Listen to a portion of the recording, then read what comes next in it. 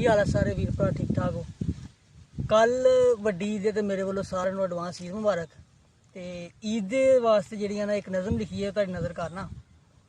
कड्ढिया सी जो लैन लई बकरा, कड्ढिया सी जो लैन लई बकरा, सुन के रेट मैं बटवा लको लिया।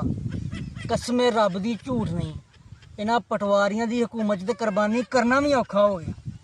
करके जोड़ जता बकरा ते मैं लै लिया, पर की दसां भाईजान कह के पूरा महल्ला ही पिछे पै गया। किसे खल मंगी, किसे सिरी ते किसे ने रान।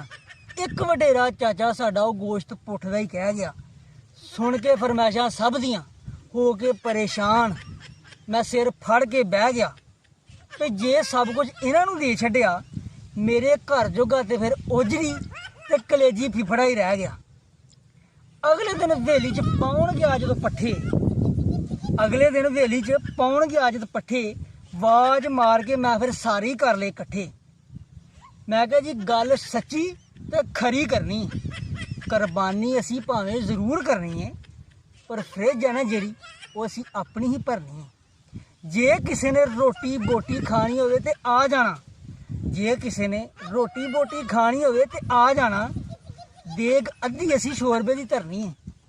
बस फिर की दसां वीरो, सुन के उन्हां दियां बददुआवां पसीना कित्थों कित्थों दी चो गया। कड्ढिया सी जो लैन लई बकरा, सुन के रेट मैं बटूआ लको लिया।